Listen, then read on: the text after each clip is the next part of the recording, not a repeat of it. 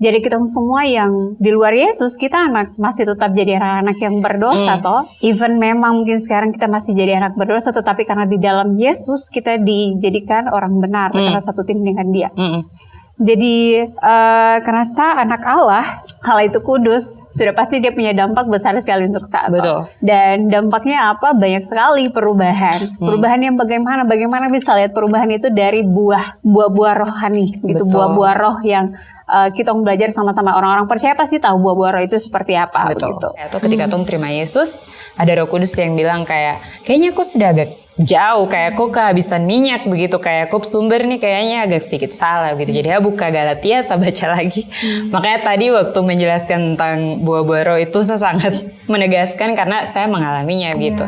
Jadi akhirnya dari pertengahan minggu ke belakang sampai sekarang ini saya mulai hidup terus dalam firman. Yang saya sadari kenapa minyak habis karena sapu sumber firman saya kurang-kurang baca belakangan ini gitu. Jadi sekarang ini saya mulai baca lagi, saya mulai kayak harus tekun gitu, harus tekun kayak gitu.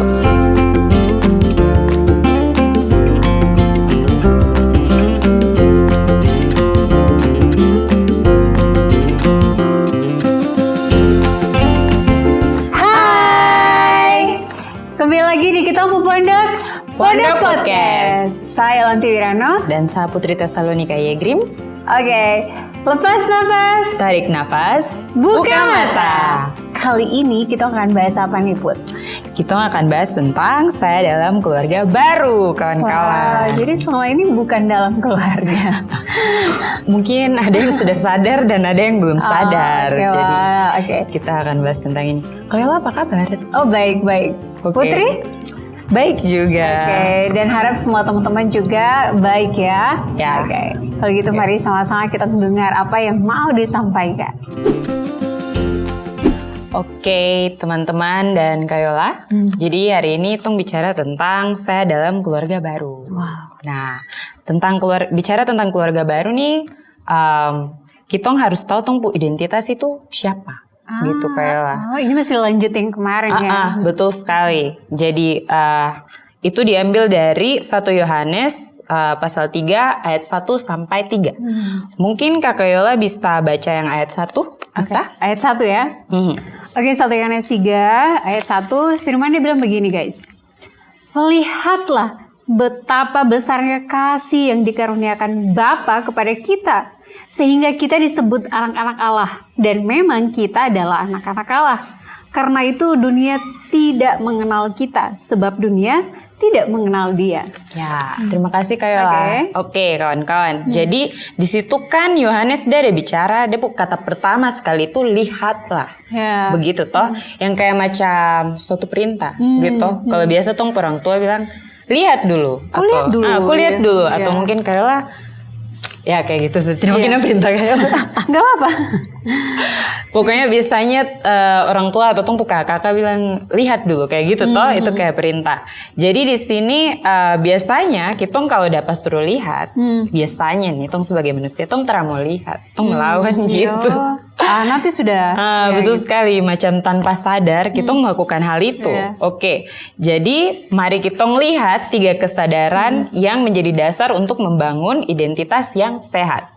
Nah, yang pertama itu dari ayat pertama, sadarilah siapa dirimu. Kau harus sadar kok diri itu siapa begitu toh. Nah, kalau tong lihat foto keluarga, biasanya anak itu akan kelihatan mirip dengan orang tua gitu. Iya, antara bapak atau ibu. Betul. Nah, namanya juga anaknya, jadi pasti mirip ya. Begitu. Terus kita harus tahu tumpu identitas dalam Tuhan. Jadi apa yang identitas yang Tuhan kasih ke kita? Yang pertama ada diciptakan dalam gambarnya dengan tujuan untuk kasih luas depu kemuliaan begitu. Jadi maksudnya kasih luas tuh kayak gimana? Kadang juga kan orang-orang pada pikir toh kemuliaan, tong bawa kemuliaan Allah, maksudnya itu bagaimana? Nah, saya juga sempat berpikir tentang itu, tetapi karena saya terus memperdalam, terus membaca firman Tuhan, akhirnya saya mengerti kalau ternyata membawa kemuliaan Tuhan atau kasih luas kemuliaan Tuhan itu adalah ketika saya menjalani sapu hidup saja, tapi sesuai dengan firman, baru orang lain itu bisa lihat ada hal yang terang di dalam sapu kehidupan. Nah, disitulah Tuhan pu kemuliaan bisa disaksikan oleh orang-orang banyak, bisa dilihat oleh orang-orang banyak. Contoh kayak Kayola, menjalani Kayola pu kehidupan waktu awal-awal saya kenal Kayola, terus saya lihat ada yang beda dengan kakak ini, dan ternyata dasar dan sumbernya itu adalah Yesus, begitu. Makanya tuh bawa kemuliaan. Terus tapi tong nih selama hidup di dunia ini tong bukanlah Allah, begitu. Nah, maka dari itu tong harus bergantung 100% kepada Allah. Benar. Begitu. Nah, dengan cara itu tong selalu baca dia firman, begitu. Yang menyukakan dia punya hati itu ya yang sesuai dengan dia punya firman tertulis di situ. Begitu. Terus tong punya pedoman moral dalam hati nuraninya tong. Dan tong harus bertanggung jawab kepada Allah sebagai hakim atas semuanya. Itu ada di Kolose 3 ayat, Kolose pasal 3 ayat 10, di situ Paulus ada bicara ke Mahkamah Agung kalau tidak salah tentang hati nurani, begitu. Dan di situ ya tumpu hati betul-betul di hadapan Allah itu harus bersih, begitu. Nah, caranya bersih adalah bukan dengan tumpu pemahaman sendiri, balik lagi ke firman, begitu. Dan Roh Kudus, minta Roh Kudus untuk perbarui tumpu hati. Terus kita makhluk sosial yang diciptakan, tong tuh butuh orang lain, tidak boleh sendiri, gitu. Itu ada di Ibrani ayat 10 ayat 24 sampai 25 yang berbicara tentang persekutuan, begitu kakak. Kayak tong tidak boleh menjauhi pertemuan-pertemuan ibadah kayak begitu. Tong harus hidup bersama dan harmonis di dalam Tuhan, begitu.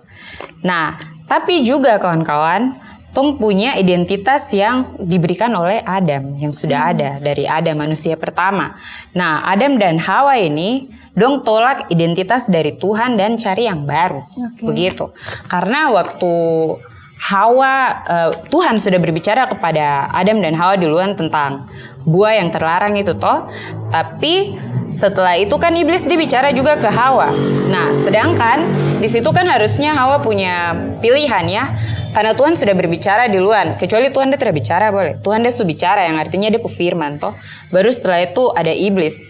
Nah, di situ Hawa lebih pilih untuk dengar iblis. Jadi ya begitu sudah. Nah, di situ tuh kayak dia menolak begitu identitas yang Tuhan sudah kasih. Nah, terus dosa itu membawa dampak kepada mereka dan kita sebagai ahli waris. Nah, itu jadinya kita dituruni dosa itu dari Adam dan Hawa kepada kitong. Makanya sampai hari ini manusia tidak pernah lepas dari dosa, gitu ya. Terus Hawa juga waktu dia bersalin mau melahirkan itu pasti dia akan merasa kesakitan. Itu sudah dibicarakan di Kejadian pasal 3 ya kawan-kawan. Kalau kan baca kitab suci, yang artinya tuh mungkin Hawa sepanjang dia hidup akan selalu ada masalah dengan Adam, begitu. Lalu Adam harus kerja keras di tanah untuk hasilkan banyak. Itu ada juga di Kejadian 3 kalau kamu baca. Terus dan dua sama-sama akan meninggal. Dan kita diwariskan dunia yang broken. Artinya dunia yang sudah hancur begitu. Kayak pasti ada bawaan dosa di dalam punya tubuh ini. Nah, itu ada dibicarakan di ada sambil baca-baca juga Roma pasal 3 ayat 4 yang bicara tentang manusia itu semua pembohong tetapi Allah itu benar.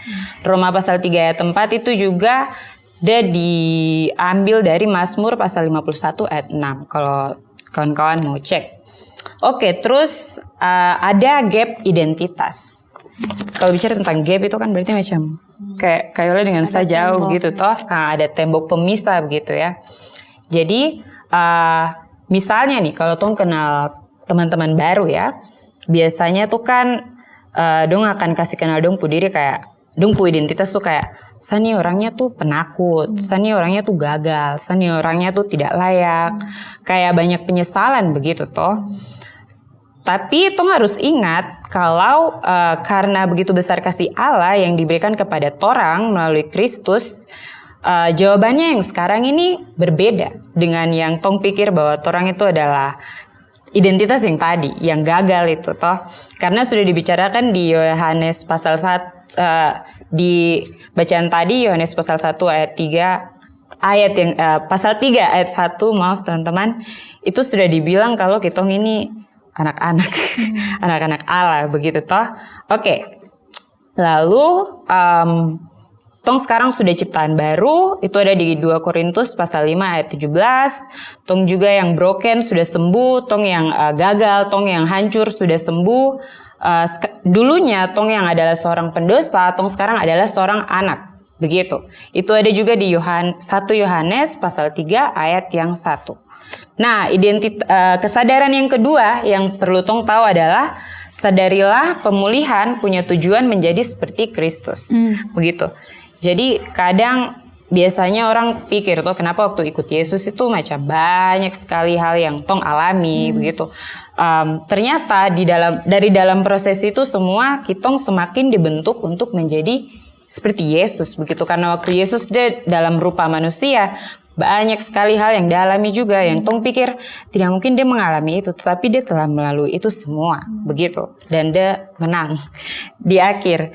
Jadi kalau kasih manusia itu kan kasihnya ada syarat ya Kak, tetapi kasih Allah itu tanpa syarat begitu. Kasih Allah itu membanjiri torang begitu, tera berkurang begitu.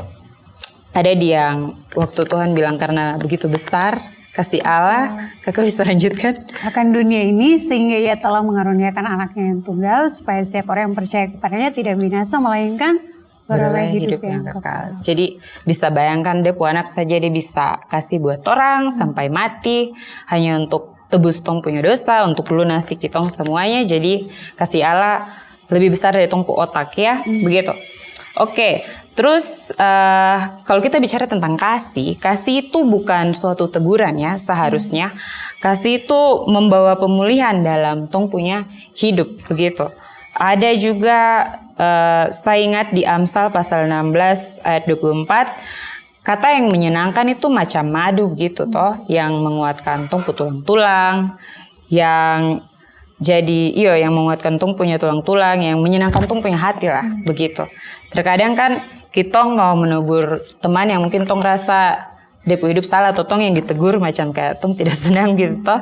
Tetapi kalau misalnya ditegur dengan kasih, yang dasarnya kasih yang pelan-pelan tapi punya maksud untuk baik, yang dasarnya Yesus, itu pasti dia punya dampak beda begitu, bisa diterima dengan baik.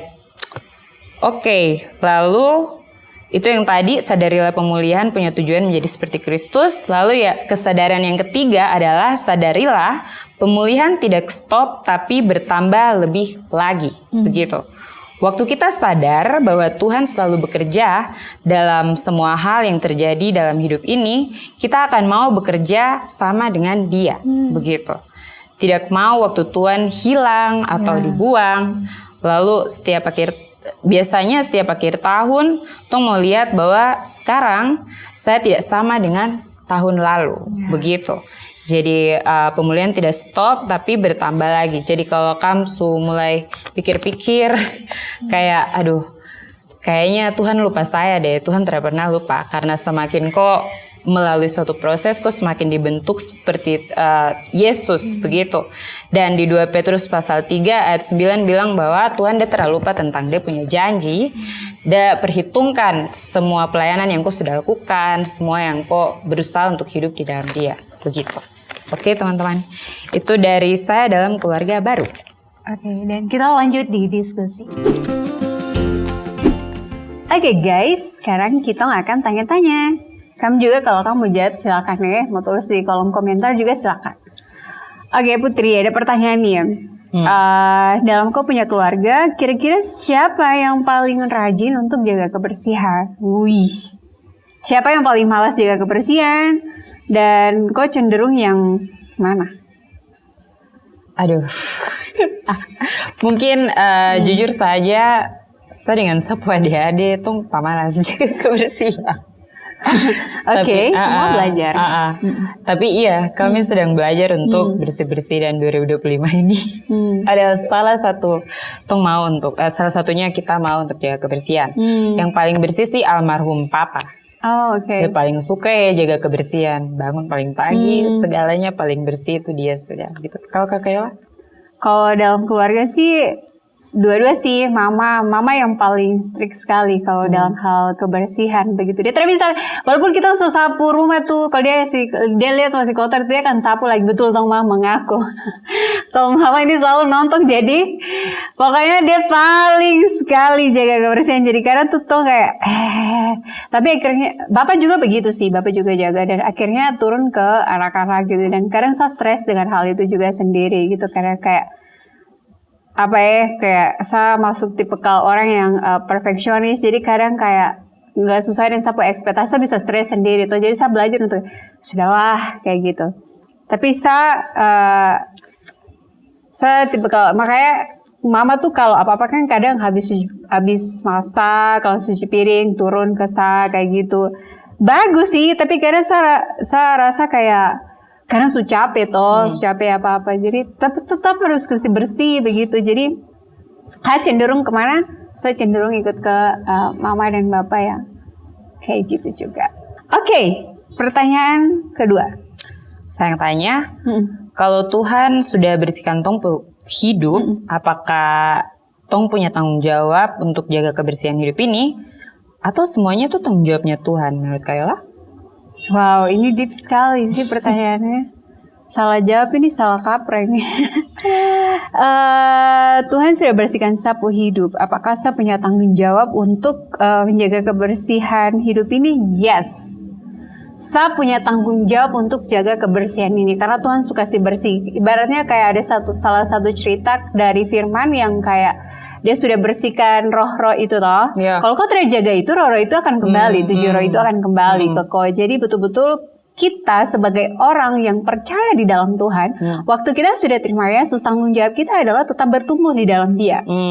Bukan oke, saya terima Yesus, jadi ya sudah serah sama buat apa? Kan ada Tuhan. Terus ada istilah yang kayak gini juga, kayak kan Tuhan Maha Pengampun, jadi ya sudah buat dosa aja lagi. Kan nanti juga Tuhan ampuni begitu. Jangan sampai kau terjebak dalam hal itu. Kita sebagai orang percaya tuh harus punya sesuatu yang berubah lah begitu. Karena kau di dalam Yesus kau punya tanggung jawab untuk kau punya diri sendiri. Betul. Gitu. Dia salah satunya ini menjaga kebersihan yang Tuhan sudah kasih gitu. Jadi memang Tuhan maha segalanya, tetapi kita kerjasama dengan Dia. Betul. Dia sudah kasih bersih dan kita bertanggung jawab untuk menjaga kebersihan itu. Kebersihan rohani ya maksudnya. Oke, Putri gimana? Menurut saya setuju dengan yang tadi Kayla bilang. Dan lagi Tuhan dengan kita ya, itu kayak terkadang orang pikir tuh satu hubungannya kita dengan Tuhan itu kayak Tuhan ke kita aja. Gitu toh, satu ini. Sedangkan sebetulnya Tuhan maunya itu saling ada hubungan. Namanya hubungan tidak bisa cuma satu arah saja, Tuhan ke kau saja, kau harus ke Tuhan juga. Jadi kayak kau pertanggungjawaban di dunia ini seperti yang tadi Kak Kayla bilang, itu kau tanggung jawabkan dan kau jaga gitu. Kita sebenarnya tidak dapat suruh untuk berusaha istilahnya sempurna gitu, karena yang sempurna Yesus dan Yesus yang membuat kita sempurna karena satu tim. Diingatkan lagi ya ini. Yang kau perlu lakukan adalah jaga saja gitu. Jaga kau kebersihan kehidupan itu. Begitu saja. Oke. Baik, saya akan tanya Kakak pertanyaan selanjutnya. Nah, kalau Kakak nih atau teman-teman semua ya yang ada nonton, kamu disebut anak Allah. Wow. Toh, apakah itu punya dampak dalam kamu hidup, dalam Kakak hidup begitu? Terus kenapa itu berdampak? Of course. Sangat memberi dampak ya, dan punya dampak dalam saya punya hidup. Waktu saya jadi anak Allah, tadi saya suka sekali mention yang Putri bilang yang dia baca itu tentang dulu saya anak berdosa, sekarang saya anak Allah gitu. Jadi kita semua yang di luar Yesus, kita masih tetap jadi anak yang berdosa toh. Even memang mungkin sekarang kita masih jadi anak berdosa, tetapi karena di dalam Yesus kita dijadikan orang benar karena satu tim dengan Dia. Jadi karena saya anak Allah, hal itu kudus, sudah pasti dia punya dampak besar sekali untuk saya. Betul. Dan dampaknya apa? Banyak sekali perubahan. Perubahan yang bagaimana bisa lihat perubahan itu dari buah-buah rohani gitu, buah-buah roh yang kita belajar sama-sama. Orang-orang percaya pasti tahu buah-buah roh itu seperti apa. Betul. Gitu. Dan dampaknya itu akan membuat hidup kita ya seperti kayak dulu saya mengeluh, saya nggak mengeluh lagi, Satra mengeluh lagi, begitu toh. Dulu saya tukang marah, Satra tukang marah lagi. Dan seperti hal ini juga waktu kita dapat, waktu kita mau tegur kritik seseorang, ya sudah pasti kita tegur dan kritik dengan kasih supaya orang itu mengalami pemulihan. Benar, itu dampaknya waktu kita betul-betul jadi anak Allah. Jadi sebenarnya dampak menjadi anak Allah itu banyak sekali sebagai orang-orang yang percaya di dalam Tuhan gitu. Dan itu sangat efektif sebagai orang percaya kayak gitu karena love God, love people toh. Jadi mengasihi Tuhan, kita juga mengasihi sesama kita yang walaupun memang sesama kita itu menjengkelkan dan sebagainya. Karena dampak sebagai anak Tuhan, ya mindset kita berbeda dengan orang-orang dunia gitu toh. Dan juga kita memakai kacamatanya Tuhan, bukan kacamatanya dunia gitu yang kayak orang salah dijatuhin. Tapi waktu orang salah ya kita kasih support dia kayak gitu kan supaya dia bangkit lagi gitu. Kayak waktu orang gagal ya kita bilang itu normal, kamu hanya perlu bangkit lagi karena bersama Yesus ada kemenangan. Seperti itu. Jadi sangat banyak dampak menjadi seorang anak Allah sih. Jadi kayaknya kok rugi sekali kalau kau terjadi anak Allah. Jadi kau harus ada dalam bagian menjadi anak Allah. Oke. Setuju. Oke, Putri. Ya Kak. Tadi kan kita sudah bicara nih toh. Jadi kira-kira apa ciri khas seorang yang lahir dari Allah itu bagaimana sih tahu kalau dia tuh lahir dari Allah? Terus ciri khas seorang yang ini wow sekali nih. Ada ciri khas yang orang-orang yang lahir dari Allah dan juga ternyata ada ciri khas orang-orang yang lahir dari iblis ya. Allah dan iblis ini bagaimana nih Tong bisa tahu orang ini gitu. Wow. Kalau tidak salah ada satu ayat di Injil waktu Yesus bilang kok bisa lihat dari buahnya. Toh. Dan puji Tuhannya kita bisa dapat kebenaran di Alkitab ini. Jadi Tong bisa tahu di Galatia. Bagaimana cara tahunya ya? Lewat kitab suci. Jadi ada di Galatia pasal 5 yang tentang buah-buah roh yang tadi Kak Yola sudah sebutkan juga ya. Mungkin saya baca saja buah-buah roh. Jadi sini hidup menurut daging atau roh. Begitu. Kalau yang tadi kita bicara tentang anak-anak iblis dulu ya. Itu yang kayak bagaimana? Itu dia buah itu kan bisa lihat. Perbuatan daging telah nyata yaitu percabulan, kecemaran, hawa nafsu, penyembahan berhala, sihir, perseteruan, perselisihan, iri hati, amarah, kepentingan diri sendiri, pencideraan, roh pemecah, kedengkian, kemabukan, pesta pora dan sebagainya. Masih ada dan sebagainya kayak. Berarti masih banyak sebenarnya. Masih banyak ya. Itu buah-buah daging yang berbuah dari si iblis itu. Si jahat. Betul, sumbernya dari situ. Tapi kalau kau sumber dari Yesus, pokok anggur yang benar. Kau punya buah-buah itu ada di Galatia pasal 5 ayat 22. Tetapi buah roh ialah kasih, sukacita, damai sejahtera, kesabaran, kemurahan, kebaikan, kesetiaan, kelemah lembutan, penguasaan diri. Tidak ada hukum yang menentang hal-hal itu. Nah, itu jawabannya. Jadi ciri-cirinya seperti itu ya. Betul sekali. Iya sih. Jadi kalau orang-orang kalau dia mengaku dia seperti hebat dalam pelayanan, kita bisa uji lagi dari ciri-ciri. Betul. Tesalonika bilang ujilah segala sesuatu.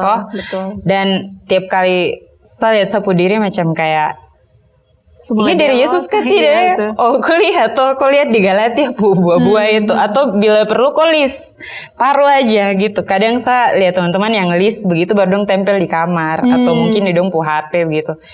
Kalau saya sumaran ini bukan dari Yesus ini, berarti ini dari si jahat. Betul. Wow, thank you. Oke Putri, kita lanjut lagi ya. Ya pertanyaan ini memang sedikit membuka kejujuran yang amat dalam saudara-saudara. Apakah minggu terakhir ini kau lebih rasa diri sebetul sebagai anak Allah, atau hanya salah satu anggota keluarga besar yang hubungannya tuh jauh? Ini berbicara kok hubungan dengan Tuhan sih. Kalau untuk minggu belakangan ini mungkin waktu pertama melalui minggu itu, misalnya kayak minggu lalu tapi minggu yang kayak Senin, Selasa, Rabu gitu, itu saya rasa agak sedikit kayak anggota keluarga yang jauh begitu. Tapi lagi ya tanpa sadar begitu.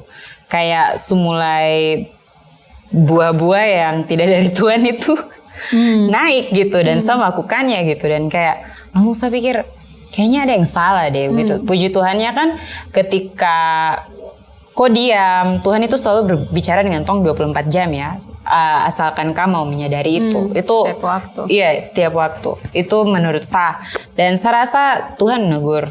Dan saya sendiri tahu bahwa Roh Kudus tinggal dalam saya. Atau ketika tong terima Yesus, ada Roh Kudus yang bilang kayaknya kok sudah agak jauh, kayak kok kehabisan minyak begitu, kayak kok sumber nih kayaknya agak sedikit salah gitu. Jadi buka Galatia, saya baca lagi.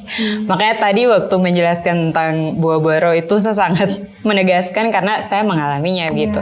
Jadi akhirnya dari pertengahan minggu ke belakang sampai sekarang ini saya mulai hidup terus dalam firman. Yang saya sadari kenapa minyak habis karena sapu sumber firman saya kurang-kurang baca belakangan ini gitu. Jadi sekarang ini saya mulai baca lagi, saya mulai kayak harus tekun gitu, harus tekun kayak gitu. Oke.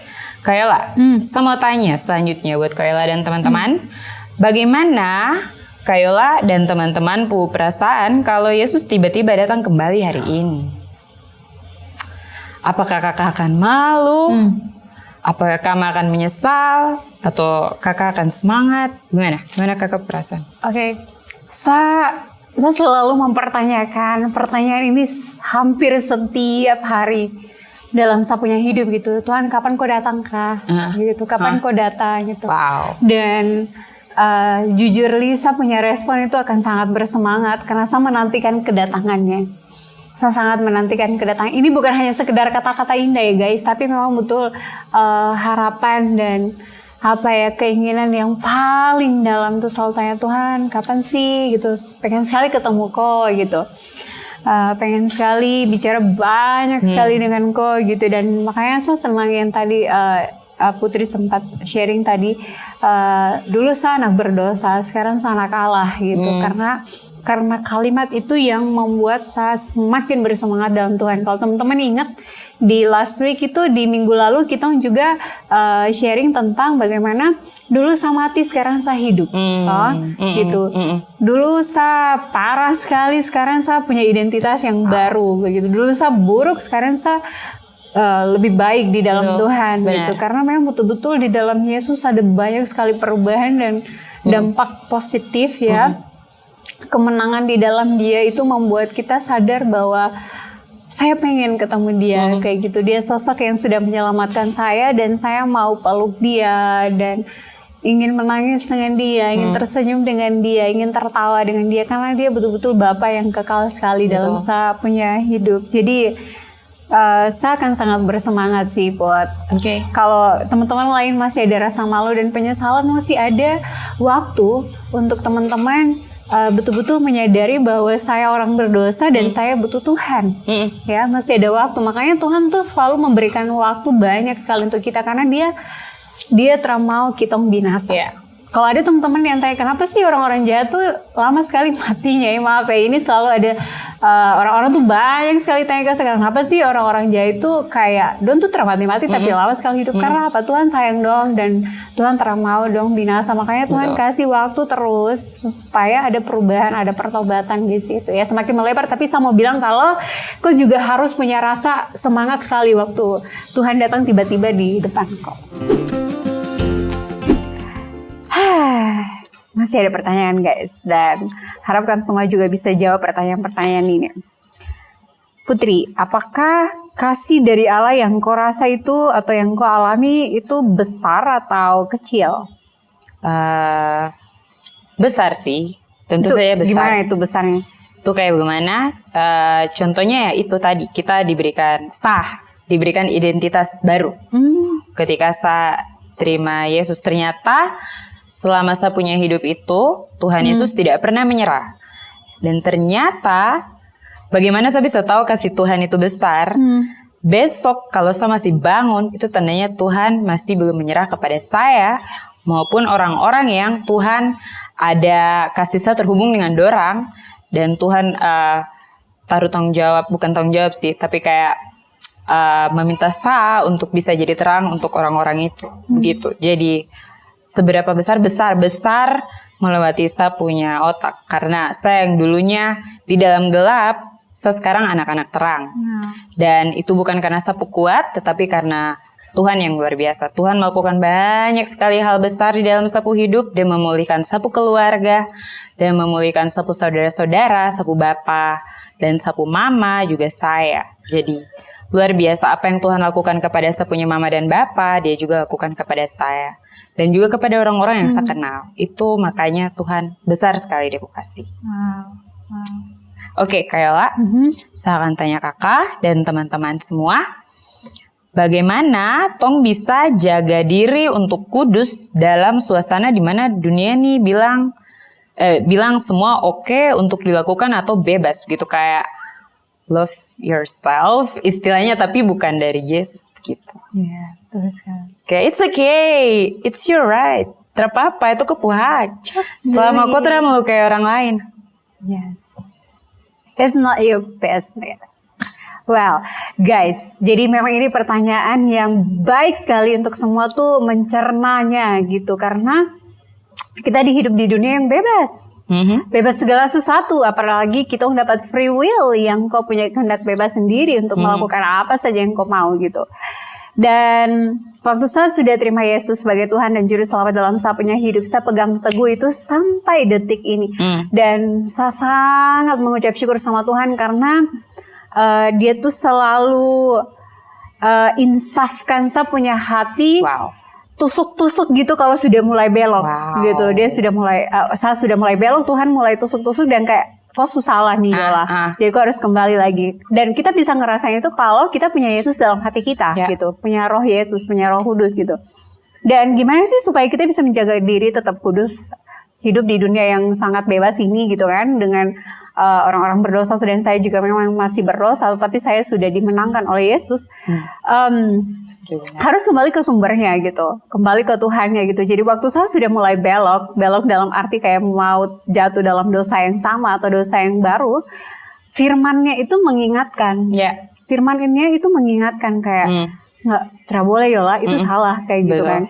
Jadi kayak sangat bermanfaat sekali kita sebagai orang percaya baca firman-Nya, dan itu perlahan-lahan akan tertanam dalam setiap hati dan pikiran kita, dan kemudian itu akan kita hidupi ya tanpa kita sadari. Jadi memang gaya hidup di dalam Tuhan itu penting sekali ya untuk teman-teman semua dan Putri gitu. Jadi dengan hal itu kita mampu untuk berkata tidak dengan dunia yang sangat bebas ini gitu. Dan memang betul Putri, saya pernah terjebak dalam hal ini juga ketika saya punya ada beberapa orang yang kayak, loh kok kayaknya dia gak melenceng dari kebenarannya gitu, dan saya tetap mempertahankan firman-Nya dan saya dijauhi gitu. Saya dijauhi dan saya dianggap musuh dan saya seperti dianggap yang lain gitu. Tapi memang itu kadang awal-awal tuh kayak, loh perasaan ini betul loh dari Tuhan, dan mereka juga anak Tuhan loh kayak gitu. Kenapa dong yang malah marah-marah ke saya dan menjauhkan ke saya? Kenapa kita nggak bisa satu pikiran karena kita mengerti kebenaran gitu? Karena itu orang-orang yang di dalam Tuhan pasti punya buah-buah roh yang mengerti akan Dia baik kayak gitu. Dan kita sebagai anak-anak Tuhan juga yang percayakan Dia akan belajar untuk taat. Percaya sama Dia dan melakukan kehendaknya. Makanya ada firman Tuhan yang bilang jangan jadi pendengar saja tetapi jadi pelaku. Jadi saya yakin bahwa kita sebagai orang-orang percaya di dalam Tuhan akan mau jadi pelaku karena kita sudah dengar firman-Nya dan kita mau jadi pelaku. Dan orang-orang yang mau jadi pelaku, dia akan berpegang teguh dalam Tuhan dan dia mau lakukan itu. Jadi anak-anak Tuhan yang taat di dalam Dia. Jadi ketika ada sesuatu yang dari dunia yang mencoba untuk menggoda dia dan sebagainya, pasti hatinya tuh kayak ngerasa ini salah. Saya yakin semua anak-anak Tuhan pasti akan rasain ini salah, ini bukan dari Tuhan. Makanya tadi Putri juga bilang harus uji segala sesuatu, ini dari Tuhan kah atau dari siapa begitu. Jadi memang kita hidup di dunia ini dan kita masih bebas dengan segala sesuatu, tetapi anak Tuhan pasti tahu menjaga kekudusannya itu seperti apa. Karena Allah itu kudus, makanya kita juga harus kudus. Memang kita nggak sempurna seperti Allah, tetapi di dalam Tuhan kita disempurnakan, kita dimenangkan, dan kita menjadi satu tim dengan Dia. Merdeka dalam Tuhan. Oke guys, jadi tadi kita sudah belajar banyak sekali tentang keluarga yang baru ya. Keluarga yang baru dalam Tuhan itu seperti apa. Dan sekarang kita mau bagi kesimpulan untuk kalian semua. Jadi silakan Putri. Oke, kesimpulan dari Sa menarik sekali karena Kayola tadi bilang tentang merdeka. Ini ada hubungannya dengan keluarga baru ya. Keluarga baru berarti identitas baru. Dan di firman yang tadi tong su baca itu tong disebut sebagai anak-anak Allah, anak-anak Allah dalam terang. So mau bagi di Yohanes pasal 8 ayat 30 dan seterusnya, tapi di sini ada di Depu ayat 31. Yesus bilang ke orang-orang Yahudi, "Jikalau kamu tetap dalam firman-Ku, kamu benar-benar adalah murid-Ku, dan kamu akan mengetahui kebenaran, dan kebenaran itu akan memerdekakan kamu." Dan di situ Tuhan Yesus juga ada bicara, "Aku berkata kepadamu, sesungguhnya setiap orang yang berbuat dosa adalah hamba dosa." Jadi guys, dulunya tong tuh hamba dosa. Tapi setelah tong terima Yesus, tong bukan hamba lagi Kayola. Tong adalah anak-anak Allah. Begitu. Jadi kesimpulannya adalah kamu punya identitas itu bukan tergantung dari apa yang dunia bilang, apa yang kupu pikiran bilang, yang macam kas jatuh-jatuh kok. Contoh kayak saya Putri, Putri kok begini gini. Tapi apa yang Firman bilang?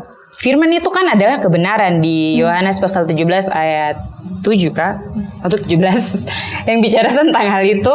Jadi siapa kupu identitas diri? Kupu identitas diri adalah apa yang Firman bilang. Begitu, apa yang Tuhan bilang tentang kau, yang dunia bilang tentang kau itu tidak penting. Seperti itu. Ya, itu betul sekali ya. Ini masih berkaitan terus dengan episode-episode sebelumnya gitu. Jadi waktu manusia bilang kau gagal, Tuhan bilang kau menang. Waktu manusia bilang kau terlayak, Tuhan bilang kau sangat dilayakan. Di dalam Yesus kau satu tim dengan Dia, jadi kau betul-betul dapat kemenangan itu. Betul.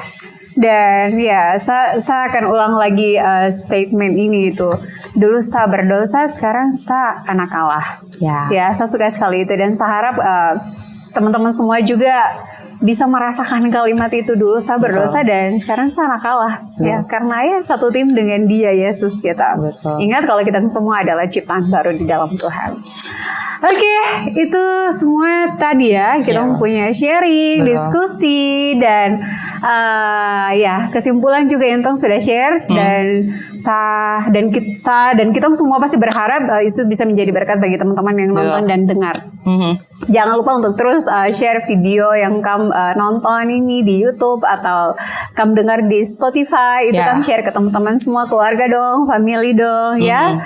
Teman-teman semua, siapapun itu, supaya kau tidak simpan kebenaran itu sendiri. Ya.